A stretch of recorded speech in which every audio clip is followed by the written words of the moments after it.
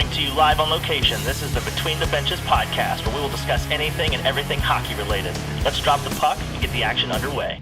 All right. Good evening and welcome back into another episode of the Between the Benches podcast. As always, it's your boy Dak. Hope everybody's doing well today. I am joined by my two esteemed colleagues, the reigning, defending PBA Delaware Open champion, Graham Faw. Graham, how we doing? Fantastic. We are on the road this week. We are in Illinois. Nice. And we will get to see how that's doing here in just a second after we introduce the reigning, defending pillow wrestling champion of the world, Big Canada Daddy Brock Finch. How are we? How are we doing? I hope you didn't forget your title. I really hate how you're not getting my live reactions because the internet's so spotty right now. Because that was really funny. I'm good. You know, that pillow put up a fight last night, but you know, we're here pushing through. Nice. That's funny. Nice. Good to hear. Well, we'll get into the weekend recap real quick. If before we get into the episode 2, housekeeping. Make sure if you haven't already, please like, follow, subscribe to the podcast and all the socials: Instagram, YouTube, Facebook. Wherever you get your podcasts, give us a like, listen, download. We always do appreciate it. Shout out to our Canadian listeners. We do see you out there and everybody here in the States. So, Graham, you said you're bowling out there in Vernon Hills, right? Yes, sir. Nice. Suburban wonderland, if you will. Is Team Brunswick paying you extra this year for keeping them in the clash? That's what we wanted to start with. Hell yeah. No. Okay. No, I'm just taking the grunt work early. You know, they're Nice. going to catch up. And yeah, it's going to be a lot of horses in that race. Okay, we can only imagine. There's a lot of good horses to be ran in that race. But glad to hear the fingers doing better.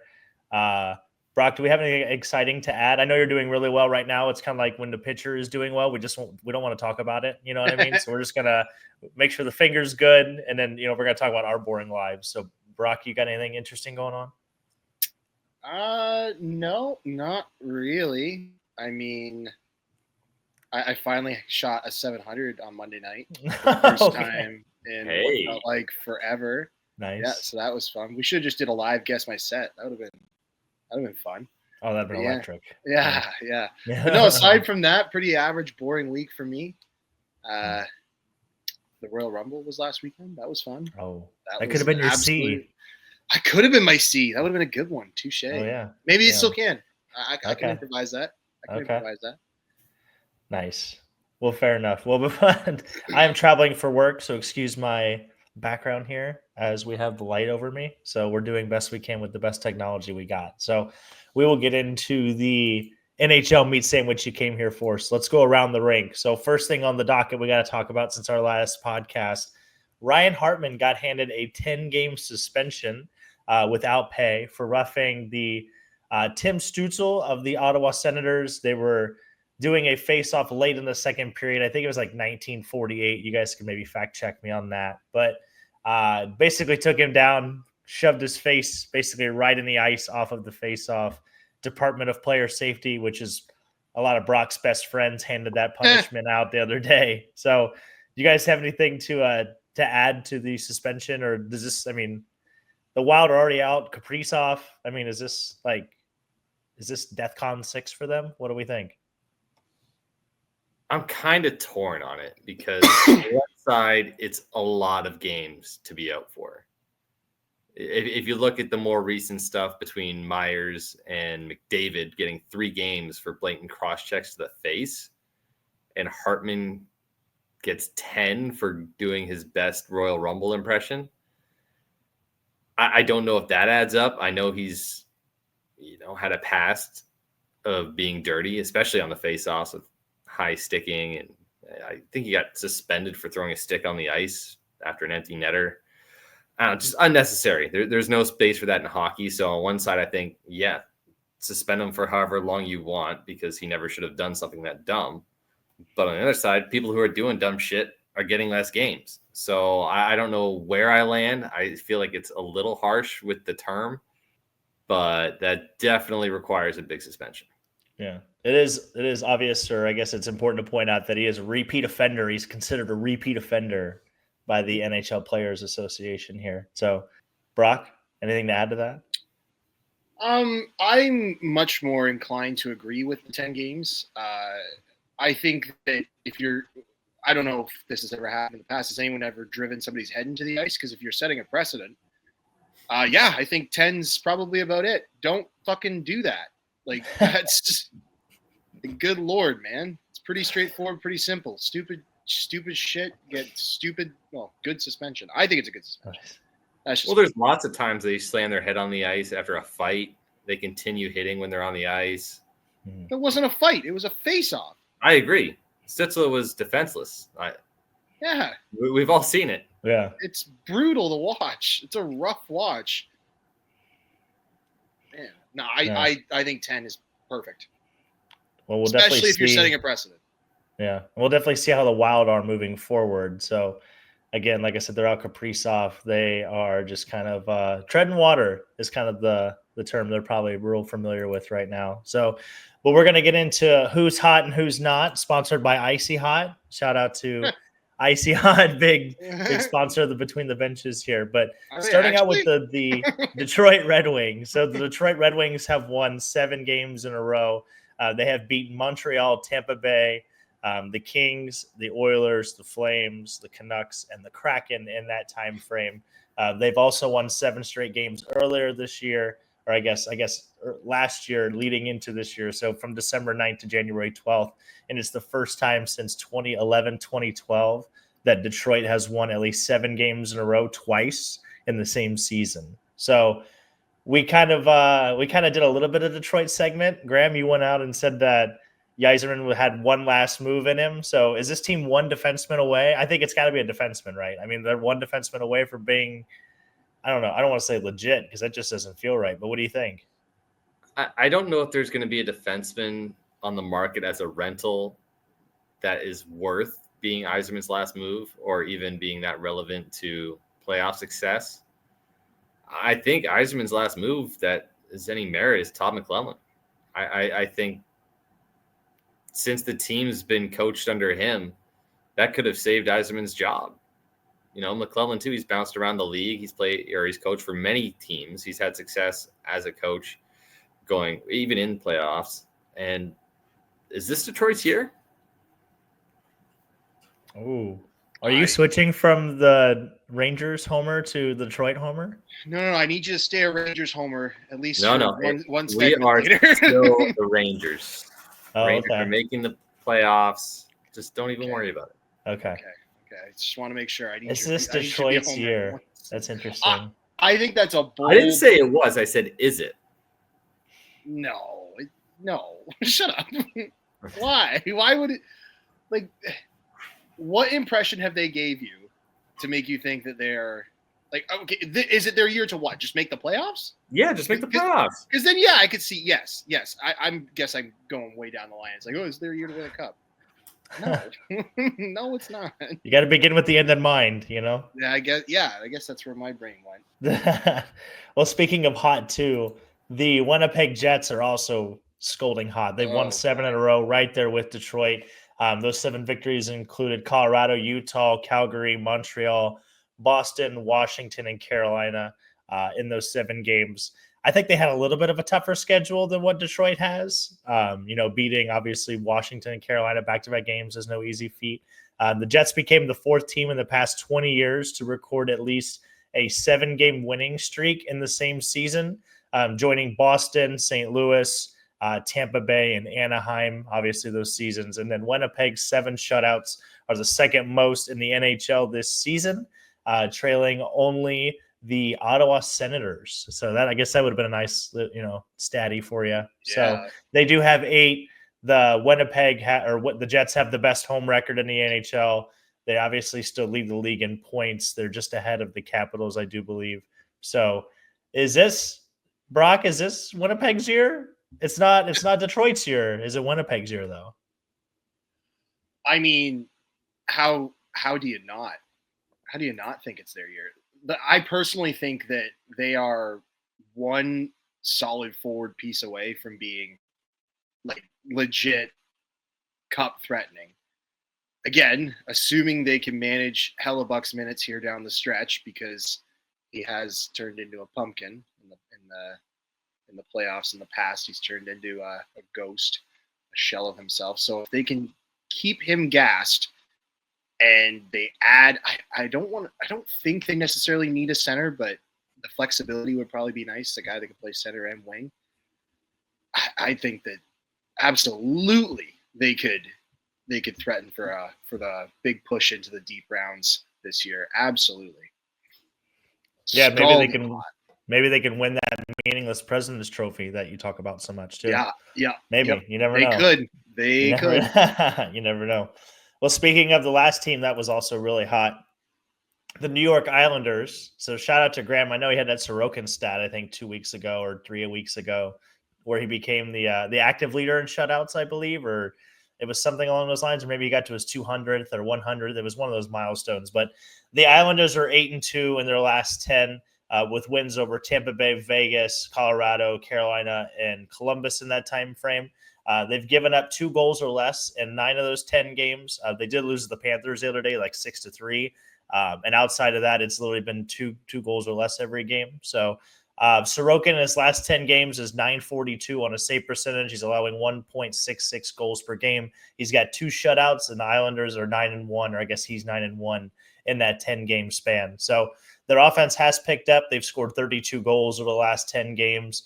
Their power play is basically, on par. They've got 4 power play goals on 20 chances, which is, I think it's 20% if my math is correct. The league average floats right around 21.5%. So I guess you could see a little bit of room for, improvement. But we were talking about the Islanders being sellers, not too long ago. They were in the basement. Now they're kind of making a push. How do you guys see this team? Are they still sellers? Should they, Brock Nelson's obviously been the biggest, one of the biggest trade pieces, talked about now that, Taylor Hall and others are gone. What do you think? I think with how tight the East is still, that this team is getting hot at the right time. They need some separation because they don't have a lot of wiggle room in terms of points. Like you saw what happened to the Canadians. They were in a spot, they lost 5 in a row, and now they're all but dead, it feels like. So if they can continue this, I think there's no reason to get rid of Brock Nelson. But, if they stumble a little bit, you kind of want to get assets for someone who may not sign long term. I'm just looking at where they are in the standings. The Tampa, who's the second wild card, has a game in hand on them, and they're still up 3 points. And they just went 9-1. So I don't mean to sound like a Debbie Downer, but the math isn't mathing in their direction. So they're sellers, is what you're telling me. They should blow it up. Whoa. Pump the brakes, Chico. No, but they still need to. I guess we still have a month, but we're about to get a break for 4 Nations, so that month really isn't actually a month. It's more like 2 weeks. I don't know. Like, it's an odd gamble. Like, look what the freaking Avalanche just did with Rantanen because they didn't want to lose value on him. Like, why the hell would the Islanders, who are out of a playoff spot, even consider not getting what Brock Nelson will fetch on the open market? I'm talking a first guaranteed and probably a good prospect because there will be a massive bidding war. I can think of literally 10 teams that would want him. So will they be sellers? It's Lou Lamoriello, man. He's stubborn as fuck, and he's like a billion years old. So, I mean, we'll see. We'll see. I wouldn't bet on it that they're sellers, but I think they should be. That's so. Well, we'll keep that in mind moving forward. I personally think they should be, but we'll save that for another day. So, on the other side of obviously who's hot, we got to have who's not. So, right now having a skid, if you will, are the Vegas Golden Knights, Graham's Golden Knights, if you will. So they've lost 4 straight. They've dropped games to Dallas, Columbus, and both the New York teams, Rangers and Islanders, in that span. They also have the Devils and the Bruins coming up the rest of the week. They are 2-5-3 in their last 10. They are officially in second place in the Pacific, I think for the first time like all season, or maybe the first time in like 2 weeks or whatever. But how do we feel about this team? To Graham's point, he said earlier in the year this team can't win road games because they were having their struggles. And I believe they're 1 game over 500 on the road, or maybe 1 game under 500. I think it's 11-12-3, or it's 12-11-3. It's one or the other. So, Graham, Is this just bad luck? What is this? What are we are we panicking in Vegas land? No, there's no panicking. This team is still built very strong. I think they have one more on the road to even get to NHL 500 or close to, because it was a very rough start. So I don't know. This team's too strong to struggle. It's fun to see Edmonton back on top with the struggles they had early on. But yeah, I wouldn't question Vegas for very long. Not many teams in this league go without losing streaks. I think this is just their turn. They'll turn around really quick. They'll be back. Is this something you would worry about in the playoffs moving forward or long term? Obviously, the playoffs are a big goal for this team, or just maybe a goal in general. Is it something you worry about? What can really hinder them from winning a cup is not being able to win on the road? It's a big. You see it in some playoffs where it affects like 80% of the teams, and then there are some playoffs where it doesn't even matter. So some teams are built better on the road. Some teams are built at home. And some teams just play hockey regardless where. Okay. Good to know. Because they are one of the better home teams in the NHL. I think they're second or third in home wins this season. So we'll see moving forward. The Vegas flu is real. A lot of teams, when they come to Vegas, it drains them pretty quick. Yeah. Look at all the pretty lights, right? Nice. Okay. And speaking of another really good home team that's struggling right now, the LA Kings. So Drew Doughty came back. They are 2-5-3 in their last 10. They've only scored 18 goals in that span. They've allowed 28. They are 3 of 17 on the power play, and they've been shut out 3 times in their last 10 games. So, again, a team that's really good at home, but they struggle on the road. They're 12-14-5 this season. They're all the way down to third place in the Pacific, which is they've kind of bounced back and forth between second and third, but now they're firmly in third. They are only a point ahead of Calgary, but they do have 3 games in hand on Calgary for that first wild card spot.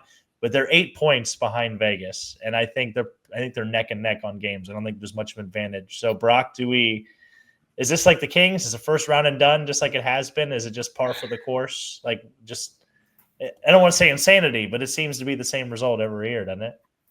You should know, being a Leafs fan. Oh, yeah, trust me. I know all about one and done in the playoffs. I know all about it. I think that it's funny you compare them to the Leafs, because I think that their problem lies in the fact that they continue to just run back like, oh, we'll just play good defense and that'll work, and never add the scoring that they actually need. Like Kempe and Kopitar can't do it all themselves. And I'm sorry, Philip Deneau is never going to put up more than a fucking goal, if you even get that in a series. So in a way, and how that's similar to the Leafs is that the Leafs just continue to run back the core and think that they're going to have success with it, which is hilarious. But I won't beat a dead horse. Okay. Did you just compare the LA Kings offense to the Maple Leafs offense? Yeah. In the playoffs, they might be the same. In the playoffs, they are the same.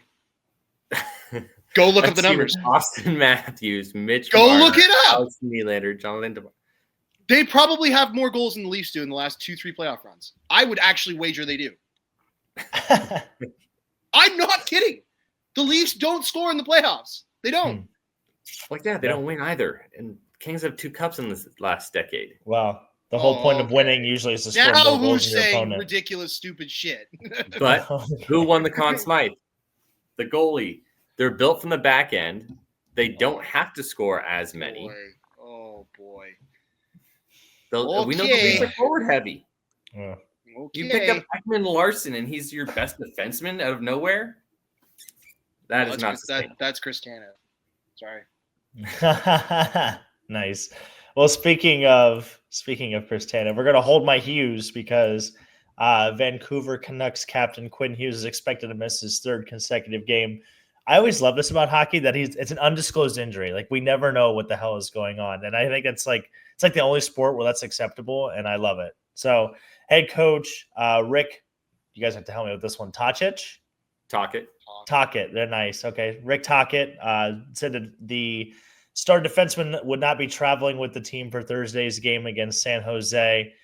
He has been kind of on and off this season, but he does lead the scoring in blue liners with 59 points. That's 14 goals, 45 assists in 47 games this season. So how do we feel about I mean, first of all, Four Nations, right? There'd be a big blow for Four Nations if he can't play. But second of all, for the Vancouver Canucks playoff chances, they're going to have Quinn Hughes, right? Yeah, Quinn's kind of earned that real anchor on that Canucks team. There was a time where you'd think it was Demko, where if Demko was on top of his game, he'd carry them as far as he could. But I think that's kind of shifted now towards Quinn. And losing JT Miller, you expect Pettersson to come back to 100-plus point Pettersson. But without Quinn, I think it's kind of Quinn's team, and they're kind of spiraling. So, but first thing that came to mind was Four Nations, only because I do have Vancouver falling a little short. Ooh, nice. Okay. I was reading because I think he's a free agent in 27, 28, that he could be playing for the New Jersey Devils with his brothers because he could sign as a free agent. Because I think it's Dougie Hamilton's last year as well. Like a long way off. Like, so that's not.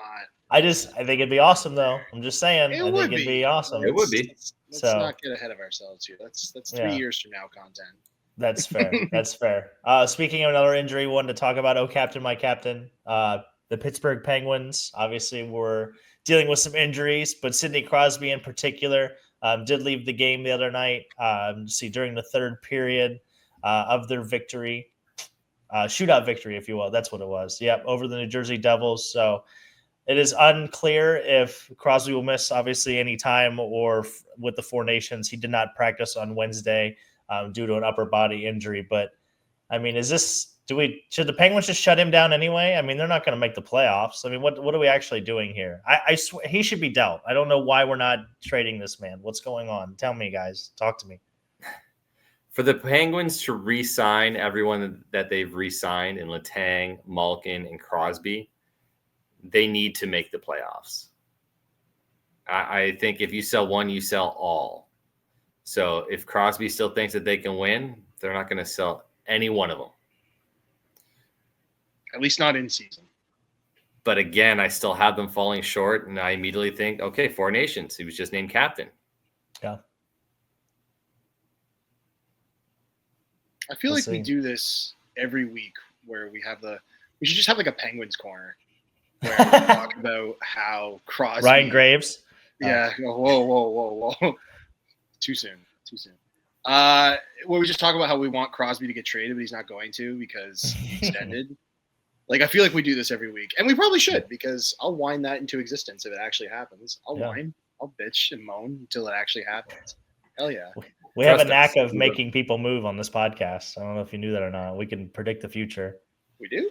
So, yeah, i.e. the Rantanen trade. Yeah, there it is. That's how he ends up on Toronto. Between the benching. Yeah, between the benches, called it. Yeah. Hey, that's standard. That's journalistic standard right here. You heard it here first. Breaking news. So, also breaking news. Krill Marchenko is on the IR. He joins like half the roster at this point. So he broke his jaw. So he's gonna be out indefinitely. I think it was 4 to 6 weeks. I think is what I was reading. 4 to 6. So we'll see what happens. He's obviously in the middle of a career year. He's having an amazing year. I think he was leading the NHL in plus minus at one point not too long ago. So he does join 6 other Blue Jackets, either on IR or listed as day-to-day. That being Eric Gabranson, Boone Jenner, Yegor Chenikov, Sean Monahan, Dante Fabro, and Zach Rowinski. So are the Blue Jackets just going to hobble their way down the stretch, or is this kind of the nail in the coffin for them? It's got to be the nail in the coffin. 3 of those names are on the top power play. I don't see how they can get it done 5-on-5 or special teams at this point. I think it's impressive what they've done this far, given the circumstances. But they're kind of going out of Warriors' death here. They're not going to give up, but I just don't think that they have what it takes for the remaining 30 games. Yeah. Elvis Merzlikins has entered the chat. I'm kidding. I'm totally kidding. Don't let me think. Oh, no. I thought you were putting that hat on, man. You thought you were going to fire that cannon. I'll be honest. I want to, but it's just too much to overcome. Like, I hope Werenski's not out long term because I still would love to see him get the Norris. I think that would be a fantastic story. But yeah, like too many big names are gone now. Like, they can't afford to lose these Wednesday night games or Thursday night games, whatever their next game is. Yeah. In the middle of a playoff push that I don't know about you guys, I was slowly starting to come around on. I got excited to watch the Jackets again for the first time in what feels like half a decade. Yeah, they're one of the more exciting teams to watch right now. So They speaking were. of an exciting team to watch right now, real quick on the Great Chase. So Ovechkin scored again last night. That was his 878th goal. Moves him 17 away from breaking Wayne Gretzky's all-time scoring record. The fun one with this is it came with 1/10 of a second left on the clock. So Ew. beats the clock.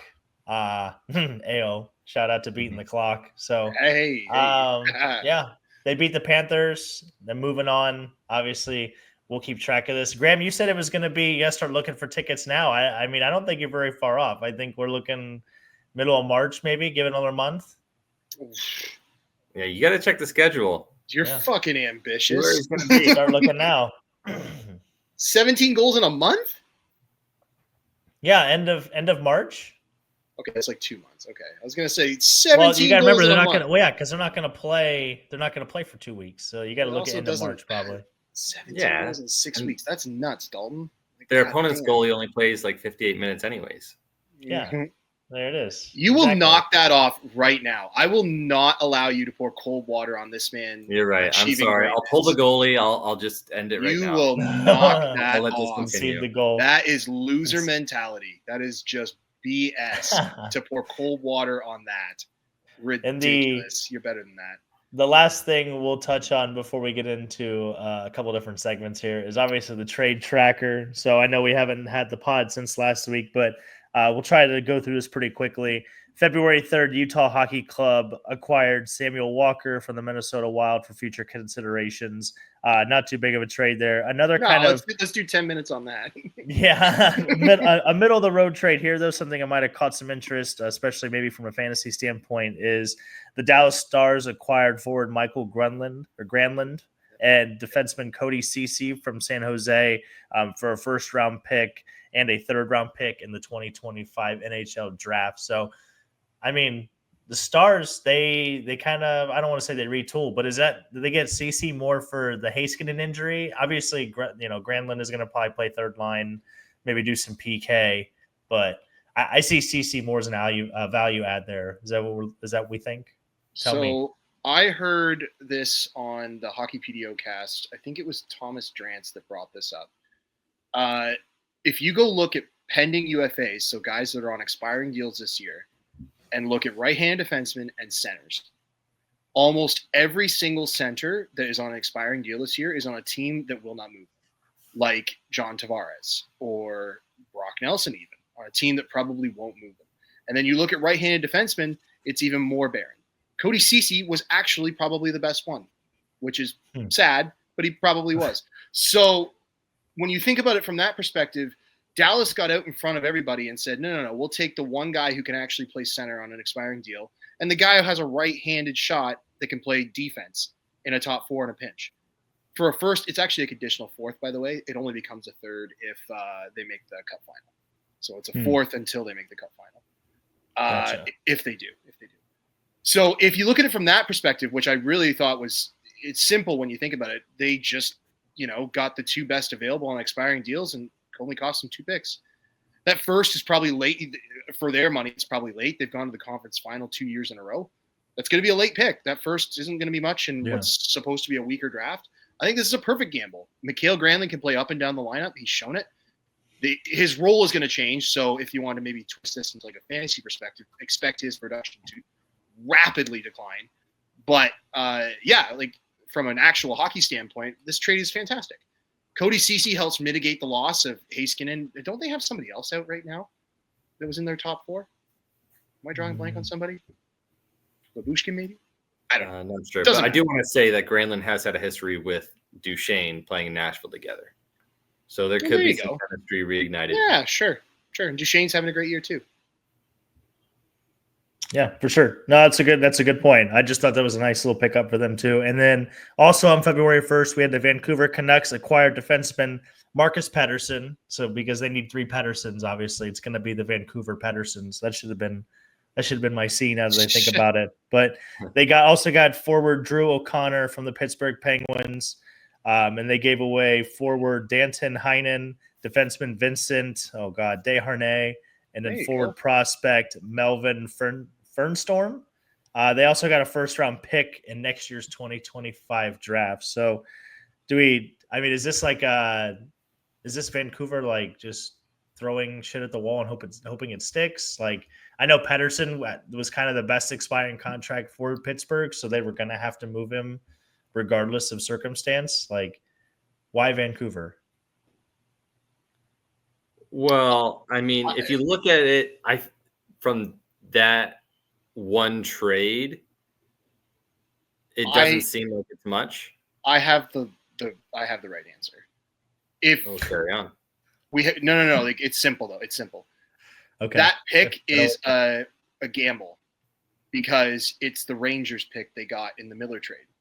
So what they're doing is, or what apparently is being insinuated, the pick is top 13 protected this year.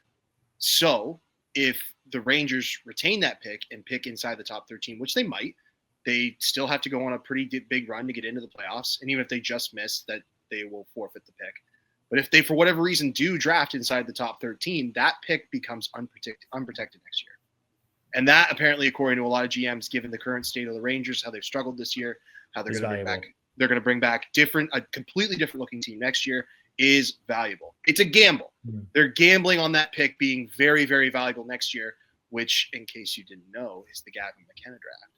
So any lottery picks you got that could get you closer to McKenna are worth something. So that is why that pick, why I guarantee you Dubas was like reaching out as quickly as he could, calling Patrick Alvin, Jim Rutherford, and being like, hey, take Pettersson, because you want all the Petterssons, obviously. And then here, I'll even throw in Drew O'Connor. And that's what I think this trade is. It also looks, with the JT Miller trade.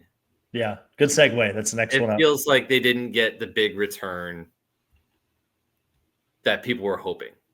So you got the big piece in Filip Chytil, and you got that first-round pick. Now, they turned that first-round pick into Pettersson and O'Connor. So really, it feels like it's Miller for Pettersson, O'Connor, and Chytil, which I think is a good return for Miller. I think you're downplaying that Mancini. Victor Mancini, who came over in the Rangers part of the deal. That Mancini defenseman apparently is going to be something. Now, of course, they're going to be, but I'm talking about right now too. Sure, because I'm just saying, don't ignore the Mancini part of that. That's all I'm saying. The Mancini is the man.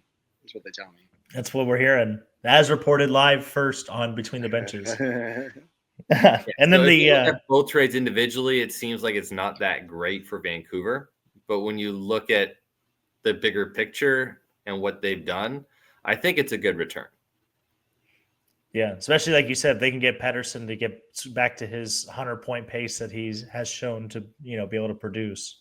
And then what I think was kind of the steal of the trade block so far, outside of the Rantanen deal, if you will. But the Flyers acquired Kuzmenko, or no, God, I fuck this one up every time. It's Kuzmenko, thank you. And Jacob Peltier. It's fun watching you struggle with these I know, right? You guys can always chip in. And they also get a second-round pick in next year's draft and a seventh-round pick. This year's draft. And then the seventh-rounders in 2028. Good call. And then the Calgary Flames got forwards Morgan Frost and Joel Farabee. So I think those are Farabee. I think those two forwards, regardless, I think those two forwards are very undervalued. I think the Flames really got a nice upgrade here. I have no idea why the Flyers got rid of Frost. I think still had 3 years left on his term deal, I believe. So he's a good player. I mean, don't get me wrong. He's not a top line guy, but he's a good second, third line, probably better suited for a third line, player, but still overall good roster filler. I mean, do we think that the Flames kind of just snuck away with this one? That's how I feel. I feel like the Flames really got over on Philadelphia here. Yeah, I think that if you look at that trade and think that it's a nothing trade, you maybe just don't pay close enough attention to the Flyers or the Flames. because a lot of those pieces make sense for both teams. Like Kuzmenko is kind of like throwing a bone for Michkov. They played together over in Russia. And Peltier's apparently he's one of the best room guys on the planet. Apparently he's just a delight energy-wise in the room. And the second rounder is not nothing. The 7th in 2020 is hilarious because that pick is just the definition of fucking. There must be someone they really want. Yeah, like holy Christ, that's a meaningless pick. And then, Frost and Farabee are incredibly good middle six wingers. Like in a pinch, they can both play up in the top six, playing slightly bigger minutes. But I think on a contender, you find them in the middle six and they're just steady as they go. Like Farabee is about as good as it gets two-way on and off the puck. So yeah, I think this trade makes a ton of sense for both teams. This is a classic case of the Flames are playing well and they get rewarded. They weren't supposed to be in the position they are right now. We had them as a lottery team. Well, some people had them as a lottery team. Yeah, I was going to say we had them as a lottery team. At least I did. I get carried away with but yeah. No, you did too, Dalton. I'm lumping you in. Okay. I think the winner of this trade is completely reliant on which Kuzmenko shows up. Yeah. See, I don't think it matters. I mean, when Kuzmenko's on top of his game, he's like a 70-point player. He scored almost 40. He scored 39 his first year over 74 points. Yeah. And then 23-24, he had 25 and 29 points.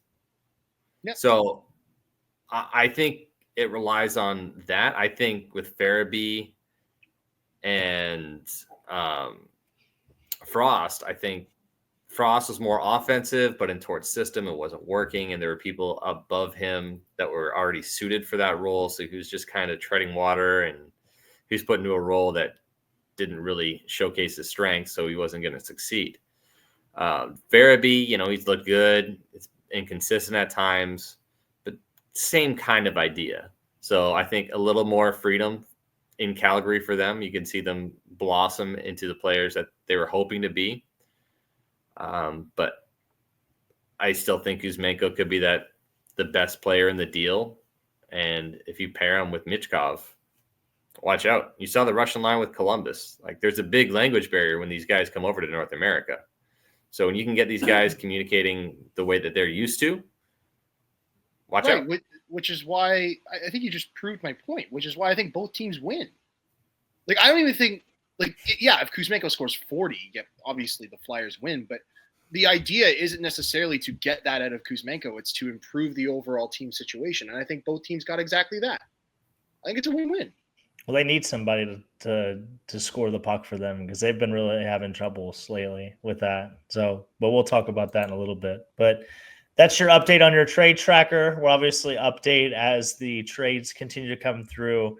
March 7th, I believe, is the deadline. I keep saying a different date. I feel like every podcast, but I know the 7th is the actual date. So I'll do my best to keep up on that. But we're going to, now that Graham is here, we can actually do a real talk Staty to me. So I tried to gather some team and player stats this time, similar to last occasion, Graham. But in case obviously you weren't here, I'm going to give you a team stat or a player stat.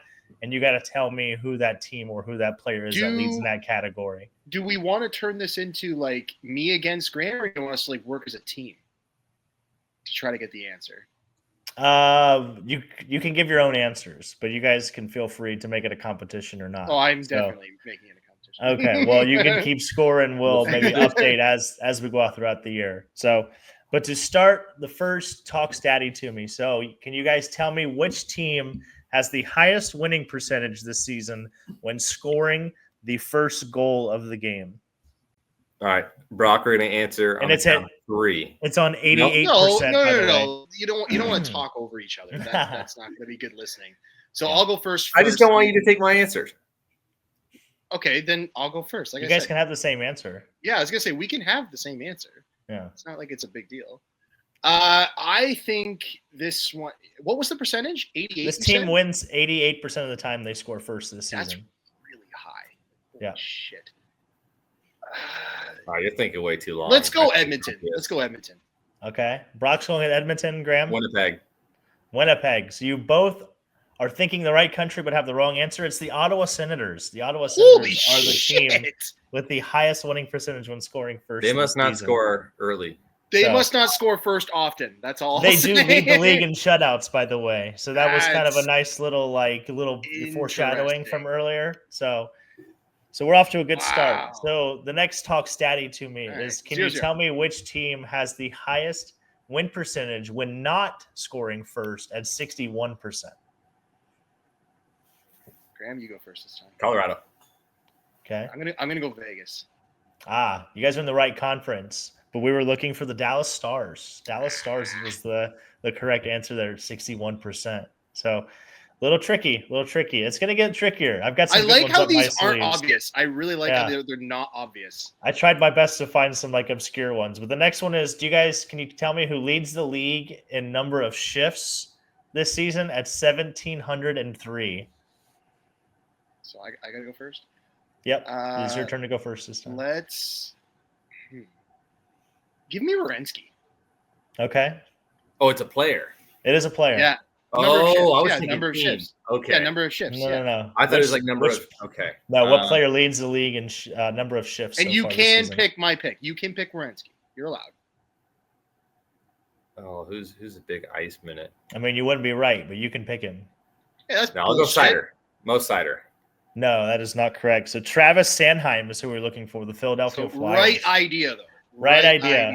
Yeah. Definitely a defenseman. But yeah, Travis Sanheim is up there at 1,703. So, I also want to know if Graham's next answer is right or wrong. You fair gave enough. him that Well, layup early. he goes first this time. Graham, can you tell me who leads the league in block shots per game? Which player leads the league in block shots per game? This player has 145 block shots so far. In the math, it's almost 3 per game. It's 2.8.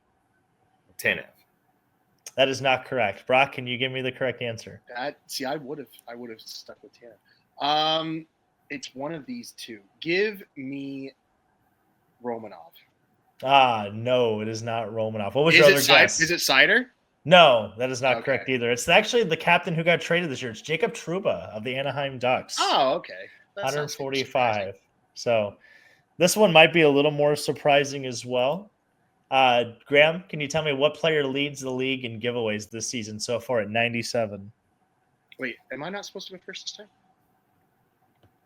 Did you go first last time? No, I guess whatever. No, yeah, Go because you ahead. told me Graham's answer. Yeah, it's Go me. ahead, Brock. Yeah. So giveaways at 97. Give me McKinnon. Okay. Oh, Graham. I was going to say Jack Hughes. Oh, Brock actually had the right team. It's Cale Makar. See Cale again, Makar at right 97. idea. Right idea. It's Yep. always the guys that touch the puck the most. Now, can you tell me what player leads the league in individual shooting percentage at 25.2%? Wow. That's a Draisaitl. That is don't- incorrect. see, I don't like that. Brock? What was the percent? 25 what? 25.2. 25 2. That's just so ridiculous. It's got to be a guy that doesn't play or hasn't played that many games. Is there a games threshold for this? Oh, come on. Yes, there is a minimum game threshold for this. I answered player. quick to move this along. Yeah. Relax. I don't know. Give me McKinnon. No. No? Sorry. We were looking for Mark Scheifele. Mark Scheifele. I is could have the correct answer for that Yeah. one. He's having a nice Yeah. year too, by the way. Nice year. So, all right, last one for Talk Statty to me. Let's see if we can get one of these damn answers. Get one of okay? these at the buzzer. Yeah, otherwise come on. I'm the winner. I don't want that to happen. I want somebody else to get one. So, can somebody tell me on this podcast what player leads the league in shots that miss the net this season at 105? Brock goes first. I got my answer. I do. Give me William Nylander. Okay. Graham? David Pasternak. Neither one of you. We were looking for Damn Artemi it. Panarin. Artemi Panarin. God. That's what we were looking for. 105. So Nylander's got to be close, man. He misses the net so fucking much. Like, God, he's got to be close. spoken like a true Leafs fan. So, well, that was Talk Statty to me. That is one of our favorite segments. So we'll definitely keep that one around. I'm glad hopefully you guys enjoyed that. Hopefully you learned something. That. Yeah, I'm That's sure a good everybody got them all right. Yeah, I'm sure somebody out there. If anybody, by the way, anybody has any like recommendations or good stats they want to throw into Talk Staty to me, feel free to DM us or message us on our social medias. We'll be happy to include them. So, with that being said, and that being in mind, we have to transition into everyone's favorite segment, which is the fantasy corner. But this week, we don't really have a fantasy corner because I think Four Nations is coming up. Do you want to tell us about Four Nations? I can certainly fill this segment with Four Nations because I think we're all welcoming a break from fantasy to welcome in what is going to be the first time having best on best in 9 years. Oh, I'm so ready. I'm so ready. Game 1 is February 12th, Wednesday, Canada, Sweden, 8 p.m. Then Thursday, we have the States versus Finland. Yeah. Saturday, we got the main event. I don't know where you are, but you need to find a TV with this on it and get it in front of you. Saturday night, you got USA, Canada at 8 p.m. Yeah. And then you also have Finland, Sweden that day at 1 p.m. Who cares, though? And then Monday, February 17th, Canada, Finland, 1 p.m. Then Sweden, States at 8 p.m. And then I thought there was at least semis, but I guess it's just they jump right into the finals. And the championship game is the Thursday, February 20th at 8 p.m. Yeah. Hopefully that is – I mean, next week we should do picks. Or no, we can't. We can. Yeah, we can. Let's start next week. Yeah, we're going to do picks for the – Let's do picks next week for the finals, and let's see who if we can get it right. So that Canada-United States game is being played in Montreal, by the way. Oh, it's going to be so great. Especially with the shit going on with, like, the booing of the anthems right now. Oh, yeah. That's going to be electric. That's going to be a wild game, yeah. It's going to be a wild about that. Yeah, it's going to be a fun night. I'm really excited. But yes, that is what we have to look forward to next week from a scheduling perspective. No fantasy implications, obviously. But, yeah, enjoy the best on best. Nice. Don't listen to Graham. It's going to be fun. Don't listen to Graham. He's a party pooper and likes to pour cold water on things. Nice. Okay, but we can do a quick sustainable one. Sustainable. What are we at right now? 47 minutes. Yeah, we'll do a couple here. We'll do a couple. So first on the docket. Sorry, my laptop is very, very slow.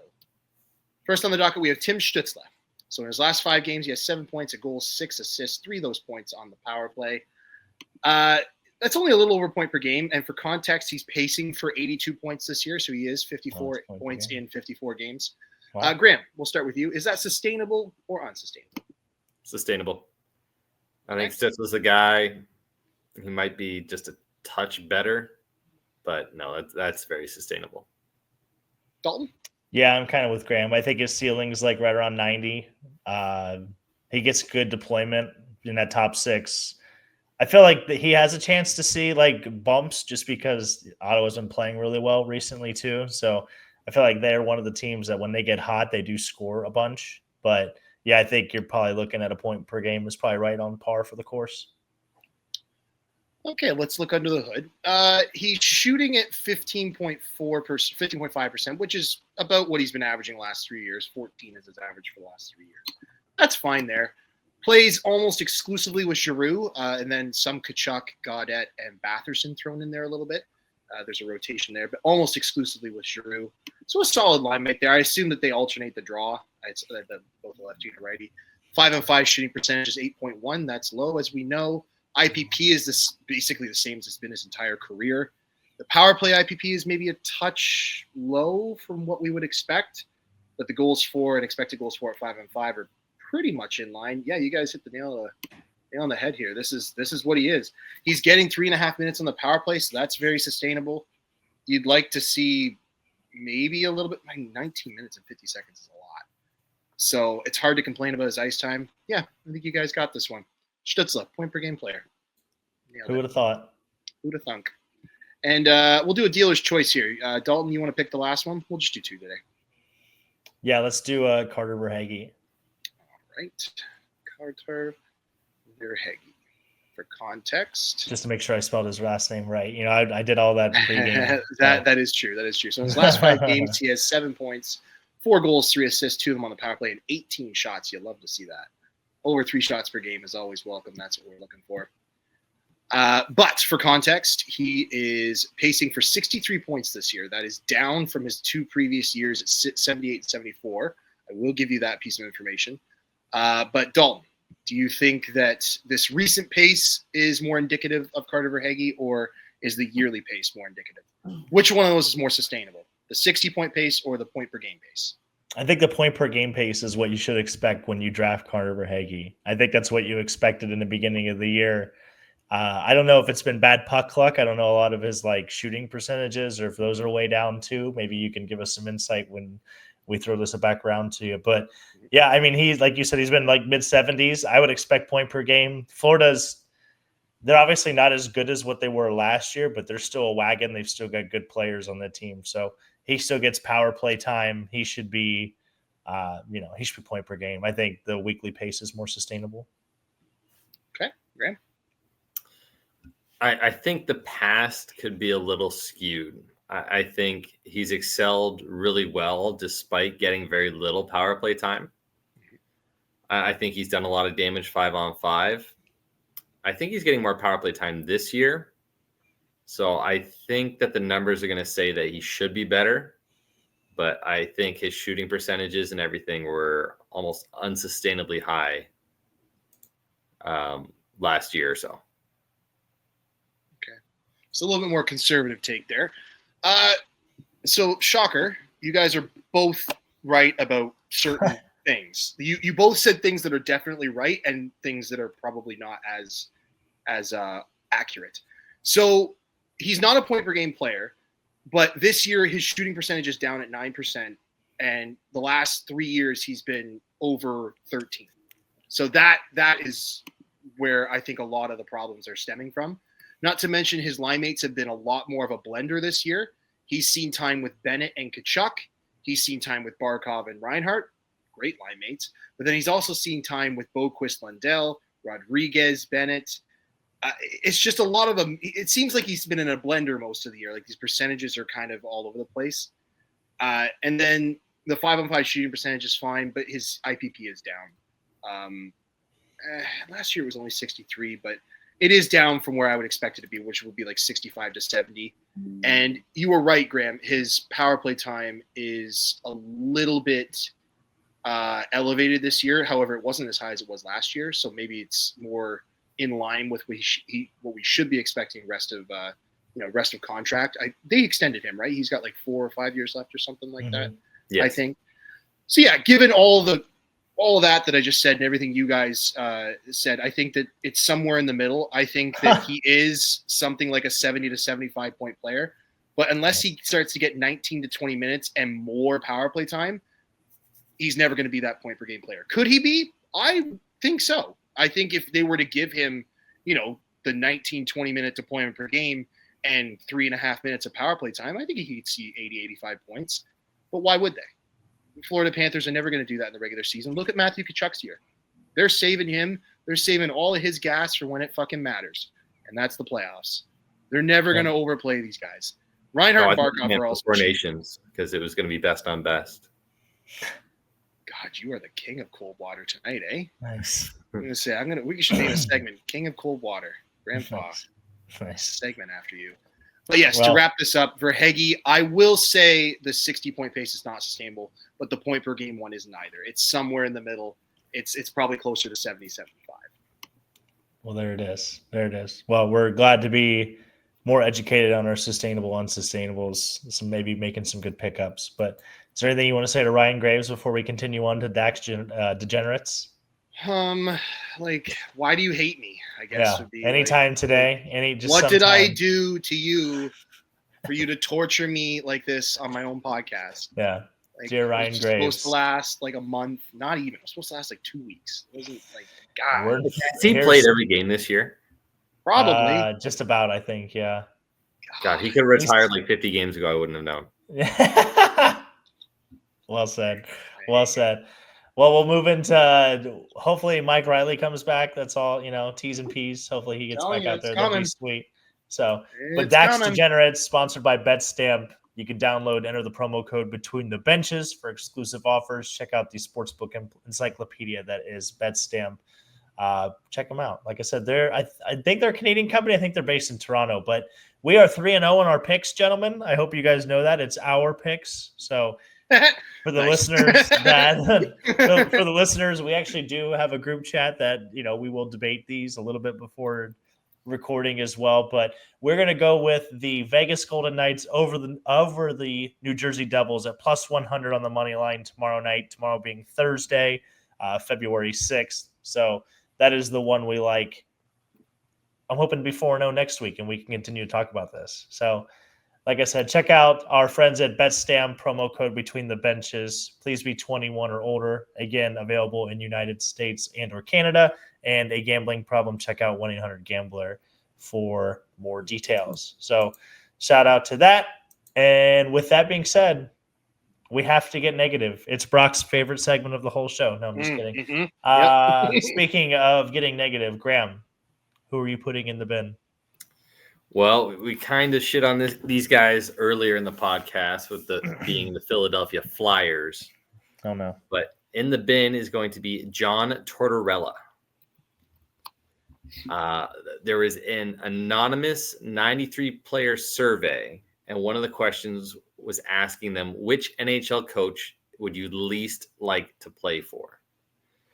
John Tavares was voted higher than Mike Babcock. That is a stat. I just read it as you were saying it. Voted What? 38.46% that players least wanted to play for him. And for context, Mike Babcock had a score of 7.69. Oh, now, Babcock was third in that ranking, but yeah. Oh, no. I want to know who the hell. There are guys that love him, survey. but it seems like there's a lot more that don't. I don't believe this. There is no chance. It is from The Athletic. I want to recount. That's a good source. That The Athletic. is a fucking wild stat. Holy Yeah. shit. It's definitely interesting. I would be curious to see what 97 players actually answered that. I genuinely want to know who. Like So, God. I bet one of them Interesting. didn't vote for Ichiro. I bet that's one of the guys who didn't.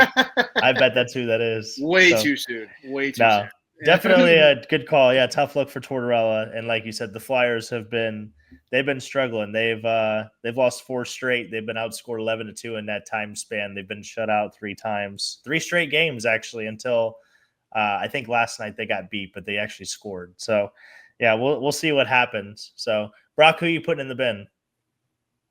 I'm glad you asked. I'm gonna put too. I'm gonna put the Buffalo Sabres players in the bin. And if you haven't seen this clip, you should go look it up. Tage Thompson gets lit up absolutely lit up by Stefan Nason. Like his helmet, his bucket goes fucking flying. Hit to the head. Yeah, it's a hit to the head. Granted, Tage is a big guy. The only way Stefan Nason can hit him is if he's, leaned forward, which is why I think it wasn't suspended, or there was no subsequent action, or maybe they thought the principal point of contact wasn't the head, like it was the second point of contact. I don't know. I'm not going to speculate on that. Focusing on the Buffalo Sabres here. The Sabres players then proceed to do what? Nothing. That's what. They do absolutely fucking nothing about it.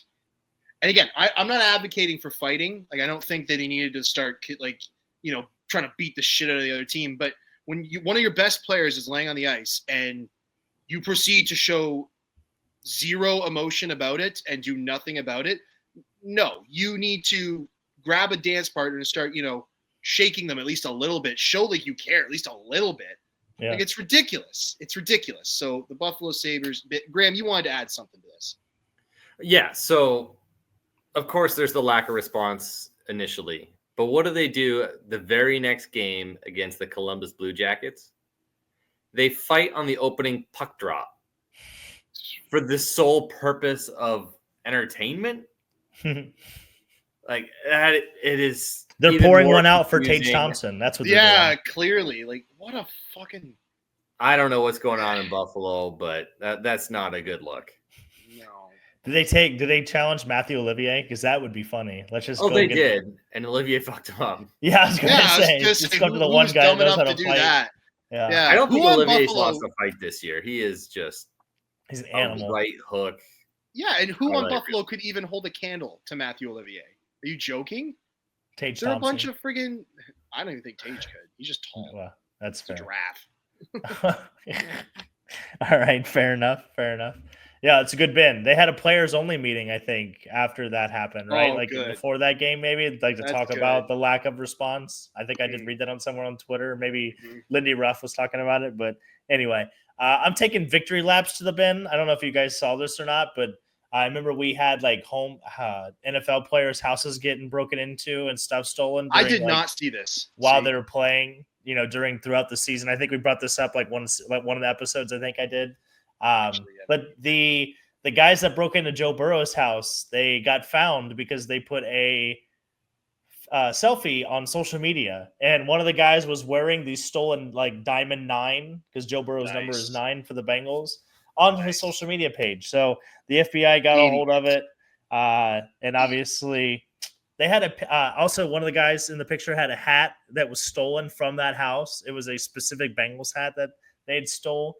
So yeah, victory laps in the bin. Obviously, if you're going to steal shit, you shouldn't put it all over the internet and be like, oh yeah, God. this is mine. I enjoy this, especially when it's custom made. You have a fucking meatball. Yeah. Like, Ooh. yeah. So in the bin, see you later. They got what they deserved. So we'll see what happens. Maybe the guys that broke into the Chiefs' house, after the Super Bowl, they'll find those people too. So Whenever Dalton hits you with the half a meatball, right, just you a fucked clown, up. just an You absolute fucked clown. up. Like, That's what an like idiot. parents calling you by your middle name. It Yeah. is. It's the equivalent. It's the equivalent. Yeah. It's Yeah, the equivalent. What a bunch of idiots. So Yeah. only people from Cincinnati. But anyway, that's neither here nor there. I love Cincinnati. But anyway, yeah, chili. Yeah, who loves chili? Anyway, who's getting the C, Brock? Who we giving the C to? Mine's a pretty simple one this week. I think the just this hockey week? fans. Oh yeah, just this week. Okay. Yeah, I had a pretty simple one last week too. My bin was a little more involved. No, hockey fans, we get to wear the C because Best on Best Hockey is back, and Nice. I'm beyond excited. Fuck you, Graham. It's gonna be awesome. Okay. Yeah. Nice. I can't wait. I loved watching the All-Star game. Okay. Yeah. I love 12-7. It's my favorite And now score. it's just the All-Star game minus Russia. So which is a travesty, by the way. It is a travesty. It is. I saw that they were gonna uphold like their ban on international competition. Of Yeah, Russia apparently they were because of, supposed to vote on safety. that. Yeah, I think they just did. I think this week. Yeah, Yeah, and I think they upheld it. They weren't going to let them play. really. They gave them like the old dodgeball, like the Miss Lewis thumbs down. So Yep. Graham, who are you giving your C to? Jonathan Quick. He has Nice. become the first U.S.-born goaltender to achieve 400 wins. Yeah, And I think that he has a good case to be named the best U.S.-born goaltender. Oh, Couple cups, Conn Smythe, first to 400. He's got a great career, and it's just good to see the vet still at it. Yeah. Not even Henrik Lundqvist got the 400. That's amazing. He's not U.S. I was gonna say he is Swedish. But thank I think Quick is around 15th all time in wins. Okay. So yeah, U.S. born is, I guess, the all caps in that sentence. I'll say. Wait, Graham. See, what about Martin Brodeur? Would he not be the? Oh. Well, if you ask Trump, Canada is just like what, the 52nd state or 53rd? Yeah. 4th? I don't know. He wants them all. The Gulf of America. Yeah, exactly. Let's not get too. Yeah, let's not get too carried away. Well, you had the wins leader, so I will one up you. I have Patrick Kane. He's getting my C because he has 53 shootout goals in his career, which are now the most in NHL history. So he scored the shootout winner for the Red Wings to get their 7th in a row last night. So maybe the greatest American-born hockey player of all time. Some people are saying. I don't know. We'll see. There's yet to. Austin Matthews might have something to say about that, right? Yes, he might. Leafs homer. Yeah. I will say this. While you guys were doing your C's, I looked up U.S.-born goalies and compared their wins. I think it's definitely Jonathan Quick right now, but do you want to hazard a guess who I would definitely bet is the best by the time he's done his career? I'll give you one guess each. Connor Hellebuck. And we have a winner. Yeah. He is. I can't believe you had to look that up. Yeah. No. I was curious about other goals like Van Bees, obviously another one. Ryan Miller is another one that you can make a case for. But Hellebuck in like third best all time, 250 less games is only 92 wins back Damn. of 400. So not only am I very confident he's going to get to 400, he might push for 5. Because What's the he's all-time got, goal? 7 years left on his deal. What's all-time wins for goalie? That's Brodeur and no one's Brodeur. I don't think that's getting touched. That's never just the getting amount touched. of he was playing like 60. He was playing he was playing over 70. Season. He was playing That's over crazy. 70 for like almost 10 years. Yeah, we're not going to see You're that. never going to see that again. Yeah. At least modern NHL. No. That's never getting touched. I could pull it up if you want. Well, fair enough. Well, we got to, if you want to pull it up. But, well, that is going to go ahead and wrap that up. I'm trying to buy time, hopefully, so Brock can give us a stat real quick, and we can really sign out of here. I'm trying to remove. But yeah, Martin Brodeur, 70 games a year. Guy's an animal. How boring the awards must have been, because at least for the Vezina, because it was already accounted That was also for. the height of Nick Lidstrom's power too. So the Norris 691 wins. 691 I wins. was That's just wild. about to get it. Yeah. Okay. Next gotta work on closest that for internet, context, Matt. Yeah. Yeah. Next closest for context is 572. Marc-Andre. That's crazy. That's Well, it's second. just Mark Fleury, remember? Yes, just Mark Phillips, Yeah. as some folks would have you. Shout out to Flower. Yeah. Speaking of Flower, we're going to go ahead and we're going to get out of here. So we are the Between the Benches podcast for myself, Dak, Brock, Graham, everybody in the stats department. We appreciate you joining in for this week's episode. Check us out next week. We will do power rankings. We'll be back, right? We got to do that. That's been another week. And we will obviously talk some Four Nations. Hopefully, America's got to take their victory lap on Canada in Montreal. We're going to talk about it. So until next week, love you guys. See you then. And that concludes this week's episode of Between the Benches. Make sure to follow us on Instagram and check us out on YouTube. Also hit the like and subscribe button and look out for the next episode. Until next week, you Harley Riders. Doc, what a fitting ending! This is incredible!